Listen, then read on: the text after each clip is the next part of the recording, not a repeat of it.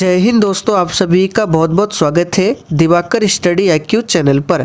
तो दोस्तों, आज की इस वीडियो में जीके जीएस से 30 अति महत्वपूर्ण प्रश्नों को कवर करेंगे जो कि 2023 में अलग अलग परीक्षाओं में काफ़ी बार पूछे गए हैं। तो साथियों, आज का सेशन आप लोगों के लिए काफ़ी ज़्यादा इम्पोर्टेंट रहेगा, इसलिए आप सभी सेशन को बिना स्किप किए लास्ट तक पूरा ध्यानपूर्वक देखिए। और आज के इस 30 क्वेश्चन में आप लोग कितने प्रश्न सही कर पाते हैं, सेशन के लास्ट में आपको कमेंट करके बताना है। तो देखिए, पहला क्वेश्चन आपके सामने है। सर्वाधिक खतरनाक भूकंपीय तरंग होती है पी तरंग, एस तरंग, एल तरंग या फिर डी, इनमें से कोई नहीं। तो साथियों, यहाँ पर इस क्वेश्चन का सही जवाब है सी ऑप्शन, एल तरंगे। याद रखिएगा, काफ़ी बार ये क्वेश्चन आपके एग्जाम में पूछा गया है। सर्वाधिक खतरनाक भूकंपीय तरंग कौन सी होती है? तो एल तरंग होती है। आगे देखिए, टिंडल प्रभाव किससे संबंधित है? वेरी वेरी इंपॉर्टेंट क्वेश्चन है, स्टार मार्क कर लीजिए। ये क्वेश्चन भी काफ़ी बार पूछा गया है। टिंडल प्रभाव किससे संबंधित है? तो यहाँ पर इसका सही जवाब है प्रकाश के प्रकीर्णन से। याद रखिएगा, टिंडल प्रभाव किससे संबंधित है? तो प्रकाश के प्रकीर्णन से। आगे देखिए, किस ग्रह को लाल ग्रह भी कहा जाता है? चलिए, क्वेश्चन नंबर 3 के लिए आंसर कीजिए। बहुत ही शानदार लेवल का प्रश्न है और साथियों, प्रत्येक स्टूडेंट को नीचे लाइव चैट में अपना अपना आंसर देना है, जिससे आपका प्रॉपर तरीके से रिवीजन भी हो सके। तो याद रखिएगा, मंगल ग्रह को लाल ग्रह भी कहा जाता है। शुक्र ग्रह सौर मंडल का सबसे गर्म ग्रह है। बुध ग्रह सौर मंडल का सबसे छोटा ग्रह है और बृहस्पति ग्रह सौर मंडल का सबसे बड़ा ग्रह है। आगे देखिए, प्रायद्वीपीय भारत की सबसे लंबी नदी कौन सी है? देखिए, ये क्वेश्चन बहुत ही सिंपल है, लेकिन एग्जाम में बार बार पूछा जाता है। और साथियों, जो भी चैनल पर पहली बार आए हैं, आप लोग क्लास टाइमिंग को भी नोट कर लीजिए। ये क्लास आपको डेली शाम 7:30 बजे लाइव चैट के साथ दिया जाता है, तो आप लोग डेली क्लास को अटेंड कीजिए। तो प्रायद्वीपीय भारत की सबसे लंबी नदी हो जाएगा गोदावरी नदी, जिसकी कुल लंबाई है 1465 किलोमीटर। जबकि भारत की सबसे लंबी नदी पूछे तो गंगा नदी है। यूरिया का निर्माण कहाँ पर होता है? तो साथियों, यूरिया की बात करें तो इसका निर्माण कहाँ पर होता है? तो यकृत में। याद रखिए, कहाँ पर? यकृत में। आगे देखिए, ब्रह्मगिरी वन्यजीव अभयारण्य किस राज्य में स्थित है? तो साथियों, ब्रह्मगिरी वन्यजीव अभयारण्य, याद रखिएगा, ये कर्नाटक राज्य में स्थित है। आगे देखिए, मोहम्मद बिन तुगलक ने दिल्ली से अपनी राजधानी किस स्थान पर किया था?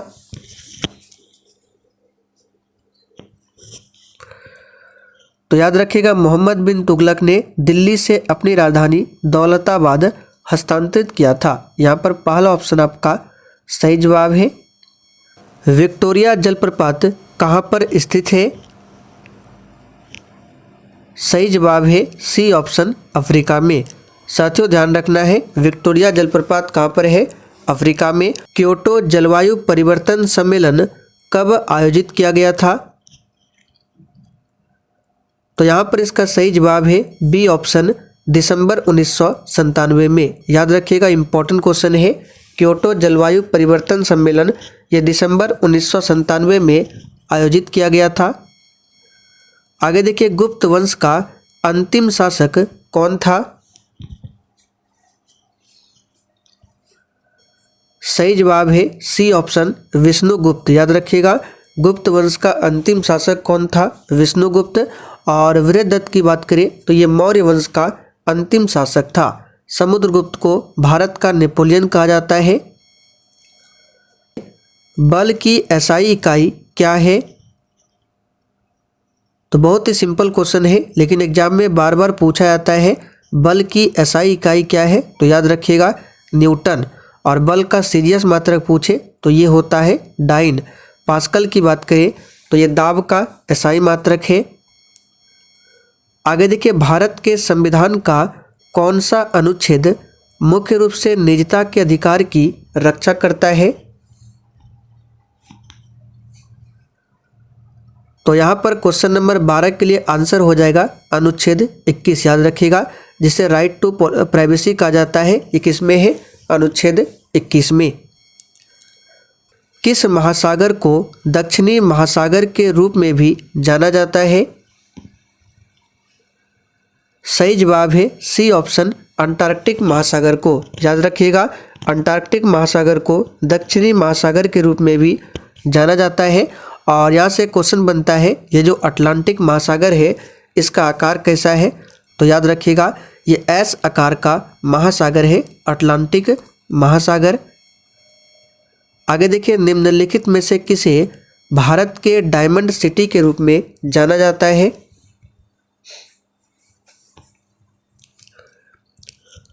तो यहाँ पर इसका सही जवाब है सूरत को। याद रखिएगा, सूरत को भारत के डायमंड सिटी के रूप में भी जाना जाता है।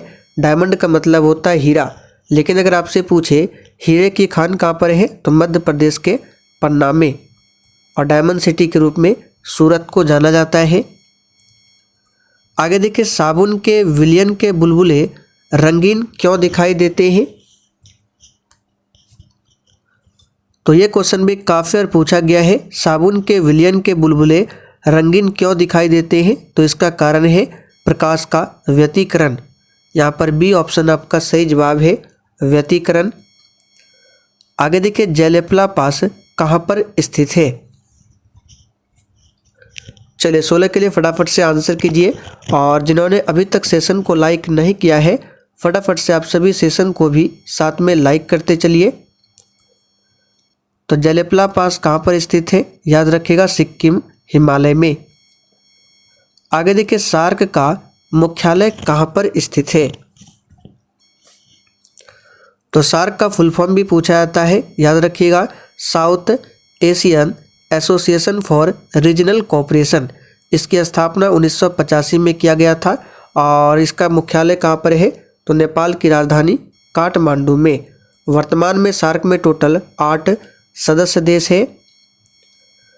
जैन धर्म इनमें से किन 2 संप्रदायों से विभक्त हुआ था? सही जवाब है डी ऑप्शन, श्वेतांबर और दिगंबर। ये जैन धर्म के 2 संप्रदाय हैं, जबकि महायान और हीनयान की बात करें तो बौद्ध धर्म के संप्रदाय है। आगे देखिए, भारत के कितने राज्यों में द्विसदनीय विधायिका है? तो ये क्वेश्चन भी बार बार पूछा जाता है। भारत में वर्तमान में टोटल 6 राज्यों में द्विसदनीय विधायिका है। द्विसदनीय विधायिका का मतलब होता है जिस राज्य में विधानमंडल के साथ साथ विधान परिषद भी हो, विधानसभा के साथ साथ विधान परिषद भी हो, वो राज्य में क्या होता है? द्विसदनीय विधायिका। तो यहाँ पर सही जवाब है ए ऑप्शन 6। प्राकृतिक चुंबक निम्नलिखित में से किस रासायनिक यौगिक का अयस्क है? और साथियों, सेशन के लास्ट में आपको कमेंट करके बिल्कुल ईमानदारी पूर्वक अपना अपना स्कोर देना है। तो यहाँ पर इस क्वेश्चन का सही जवाब क्या हो जाएगा? Iron oxide. प्राकृतिक जो चुंबक होता है ये आयरन ऑक्साइड का क्या होता है? अयस्क होता है। तो यहाँ पर पहला ऑप्शन आपका सही जवाब है, आयरन ऑक्साइड। निम्नलिखित में से किस संशोधन ने मतदान की आयु को 21 से घटाकर 18 वर्ष किया गया था? ये क्वेश्चन भी बार बार पूछा जाता है, चलिए आंसर कीजिए। तो यहाँ पर इसका सही जवाब है 61वां संविधान संशोधन, जो कि 1989 में हुआ था। इसी के तहत मतदान की आयु जो है वो 21 से घटाकर 18 वर्ष किया गया। और अब मतदान के लिए उम्र पूछे तो मिनिमम क्या है? 18 वर्ष है। राज्यसभा में राष्ट्रपति द्वारा कितने सदस्य मनोनीत किए जाते हैं?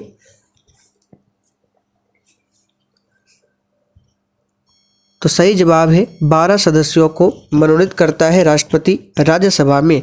राज्यसभा के सदस्यों का कार्यकाल 6 वर्ष के लिए होता है, और राज्यसभा का सदस्य बनने के लिए न्यूनतम उम्र सीमा पूछे तो 30 वर्ष है। भारतीय सिनेमा का जनक किसे माना जाता है? वेरी वेरी इंपॉर्टेंट क्वेश्चन है, स्टार मार्क कर लीजिए। तो साथियों भारतीय सिनेमा का जनक दादा साहेब फाल्के को माना जाता है। यहाँ पर बी ऑप्शन आपका सही जवाब है, दादा साहेब फाल्के। चाणक्य किसके दरबार में मंत्री थे? तो ये बहुत ही सिंपल क्वेश्चन है, इसका आंसर क्या हो जाएगा? चंद्रगुप्त मौर्य के दरबार में क्या थे? चाणक्य मंत्री थे। आगे देखिए, नरौरा परमाणु ऊर्जा केंद्र कहाँ पर स्थित है?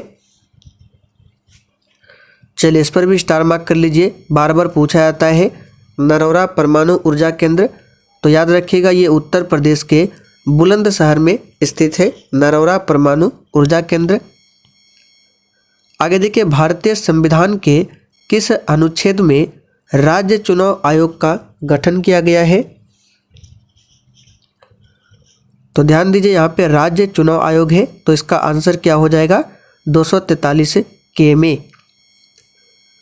आगे देखिए, निम्नलिखित में से कौन भारत का सबसे पुराना उच्च न्यायालय है? तो साथियों भारत का सबसे पुराना उच्च न्यायालय यानी हाई कोर्ट हो जाएगा कलकत्ता उच्च न्यायालय। यहाँ पर सी ऑप्शन आपका सही जवाब है, कलकत्ता उच्च न्यायालय। 52वां संविधान संशोधन अधिनियम 1985 निम्नलिखित में से किससे संबंधित है? तो याद रखिएगा ये दल बदल से संबंधित है। यहाँ पर बी ऑप्शन आपका सही जवाब है और इसी संशोधन के तहत संविधान में 10वीं अनुसूची को जोड़ा गया था। आगे देखिए, स्वतंत्र भारत में पहले आम चुनाव कब आयोजित किए गए थे? तो साथियों स्वतंत्र भारत में पहले आम चुनाव 1951-52 में आयोजित किया गया था। यहाँ पर डी ऑप्शन आपका सही जवाब है। विद्युत मोटर एक युक्ति है जो कि विद्युत ऊर्जा को मुख्यतः किस ऊर्जा में परिवर्तित करता है? तो विद्युत मोटर क्या करता है? विद्युत ऊर्जा को यांत्रिक ऊर्जा में बदलता है, जबकि डायनेमो यानी कि जनरेटर क्या करता है? यांत्रिक ऊर्जा को विद्युत ऊर्जा में बदलता है।